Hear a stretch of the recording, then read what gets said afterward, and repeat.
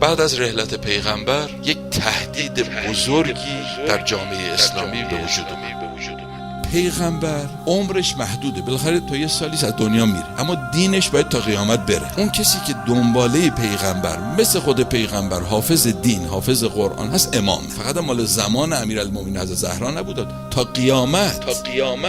مگه یهودیا و مسیحیا دینشون دچار تحریف نشد؟ شد دیگه. در اسلام خداوند متعال یه ساختاری به وجود آورد که پیغمبر و کتابش وقتی که پیغمبر از دنیا میره یه حافظ داشته باشه. حافظش امامه که امام همون خصوصیات پیغمبر، عصمت و عدم اشتباه، همه اون خصوصیاتو داره، میتونه کتاب رو حفظ کنه از تحریف و دین رو محافظت بکنه. حالا داره امامت رو پس میزنن، کنارش زدن. این تهدید بسیار بزرگی است. در زمانی که خود امیرالمومنین مأمور به سکوت بود، هنوز اون موقع نظام قبیلگی بود. پس امیر علیه السلام اگر می‌خواست در مقابل اونها بیسته، کشته‌ای میدادن از اون طرف، قبایل دیگه می اومدن به حمایت و وقت تفرقه درست میشد، این دین کاملا از بین میرفت. پیغمبر اکرم حضرت زهرا را از اول شاخص کرده بود. تعریف هایی که راجع به حضرت زهرا کرد که زهرا کسی است که غضب و رضای خدا به غضب و رضای زهرا بستگی داره. 6 ماه تا 9 ماه همه شیعه و سنی نوشتن که پیغمبر صبح به صبح می اومد در خونه حضرت زهرا و امیرالمومنین، السلام علیکم یا اهل البیت، صدا میزد به صورت این که همه بفهمن اون اهل بیتی که قرآن میگه انما یرید الله لیذهب عنکم الرجس اهل البیت، اهل بیت کیه؟ پیغمبر اکرم هر موقع حضرت زهرا رو میدید خم میشد، دستشو میبوس. وقتی که حضرت زهرا رو شاخص کرد، چون میدونست امیرالمومنین یه جاییست که نمیتونه بیاد تو میدون،